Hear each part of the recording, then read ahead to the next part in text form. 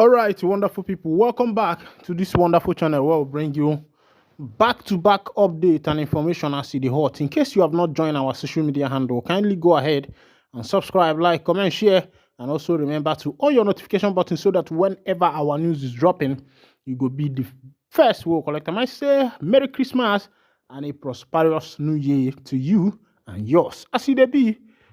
Information dropping on my table today be say troops don't neutralize IPOB members recover firearm in the southeastern part of Nigeria. They say they neutralized 13 IPOB members.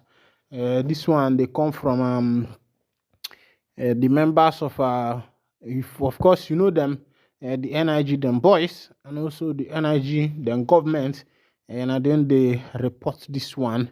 Well, one thing about reports from NIG is that somehow the reports are very biased because they give report of what they feel they have done to the IPOB, but they have not been given report of what the Biafra Liberation Army is doing to the other side.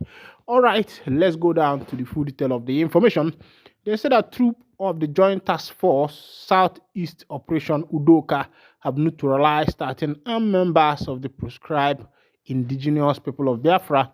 I don't know why they are still using this proscribed as it is now. Everybody know that the indigenous people of Biafra are not proscribed, because when you talk about proscribing, I think that's to proscribe all the members of Igbo community. Even there was a time this case was won in court and they withdrew that statement. I don't know who is still adding this proscribed. Of course, you know to your information that on the 2nd of December, this 2024, that there was a redeclaration of the independent state of Biafra and also Biafra referendum by Dr. Ngozi Orabueze, the chief of staff to the Biafra Republic government in exile because of the absence of the prime minister of the Biafra Republic government in exile. Let's go down to the full detail of this particular information. The spokesperson of the task force, Lieutenant Colonel Jonah Onuahalo, made this known in a statement on Monday in Enugu. He said that the feat was in furtherance of the troops' clearance operation to make the southeast safe and peaceful throughout the Yuletide. Onuakalo said that the force commander, Major General Hassan Dada, had called on all well-meaning citizens to continue to support the Joint Task Force. He said that citizens of the Southeast can do this by providing timely, reliable, and credible information. Remember, security is everybody's business. It is not the hands of security agencies alone. When you see something, say something by calling the JTF Operation Udoka toll-free line 193 and press Operation 2 to speak directly to headquarters Operation Udoka, he said. On operational details, Onuahalo said that troops of Sector 1 of the task force on December 21st conducted an ambush operation along Amuku Omoka Road, a 9 mile with the local government area of Enugu State, to deny kidnappers freedom of action. Well, before I continue, there is one thing I have observed is that whenever this NIG military come in contact with any kidnapper, any armed robber, they tend to tag them members of the IPOB. Why not do a proper investigation before releasing your information? Because I don't see the reason why everybody should be tagged IPOB member. Every criminal that is caught in the southeastern part of Nigeria is definitely tagged IPOB member. And I think that this is, a kind of tactics of, tarnishing the image of the indigenous people of Biafra. Let's continue. According to him, during the operation, troops came in contact with the kidnappers and the ensuing firefight. The troops neutralized one, while others escaped with gun wounds. Items recovered at the scene were one AK-47 rifle, 2 magazines, and 7 rounds of 7.62 mm special ammunition, 2 cell phones, 1 power bank, 3 ATM cards, 1 wristwatch, a bunch of keys, and the sum of 8,900 naira, he said. The spokesman also said that a deck 16 troops of Sector 15 conducted a clearance operation within Mbose and Iseke General Area in Ihala, local government area of Anambra, where 3 IPOB members were neutralized. Items recovered include one AK-47 rifle, 2 loaded AK-47 magazine, and 3 den guns, while a house belonging to one of the Irredentis commander and a shrine used for their fortification were destroyed. The gallant troops had earlier recovered 5 water gel improvised explosive device and 2 batteries used to detonate the IEDs while on routine patrol along roads within Ihala, Olu, Lilu, Agbalilu, and Osumohu general area in Anambra State. He explained that on December, troops acting on credible, reliable information from members of the public arrested 3 suspect kidnappers at Itungwa in Obingwa local government area of Abia.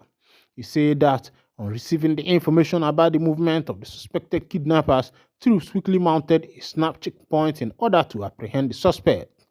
The suspect operating in a stolen tricycle, on sighting the troops, attempted to make a U-turn but were apprehended.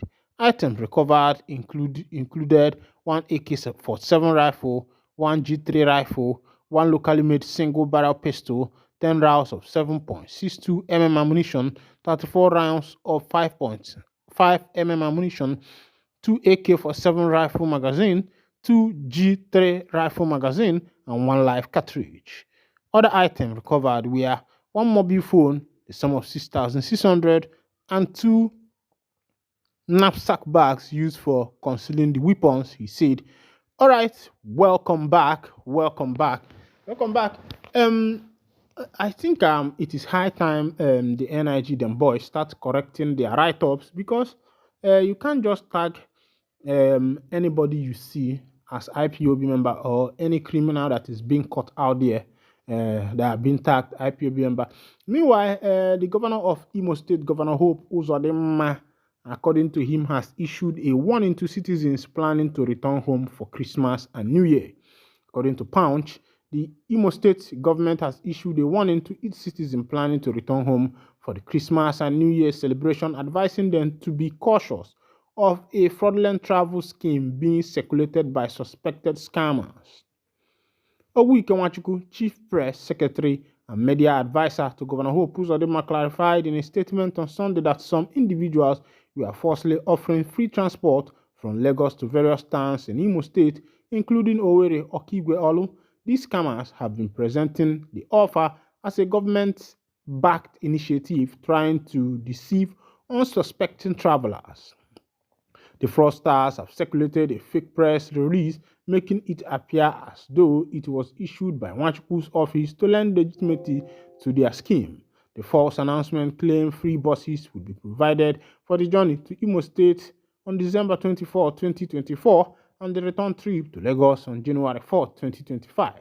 Nwachukwu dismissed the offer as entirely fraudulent, emphasizing that neither the office of the Chief Press Secretary nor the Governor's media chief issued such a statement.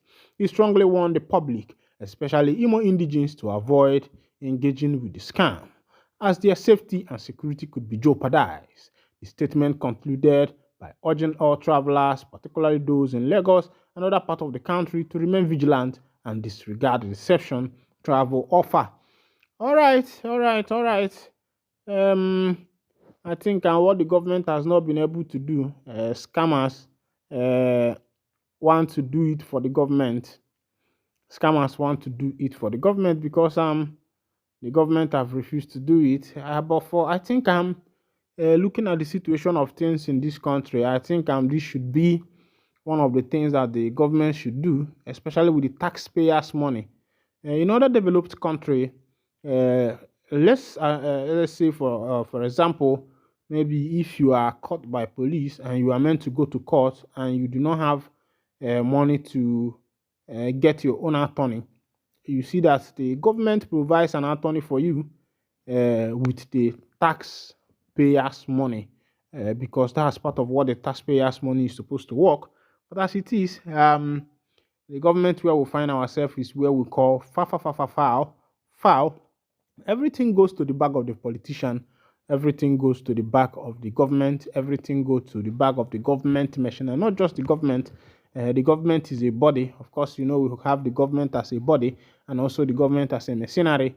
So these mercenaries who operate the activities of the government usually pocket everything that come their way. Meanwhile, this is where I'll be winding down the curtain. Once again, Merry Christmas and a prosperous New Year.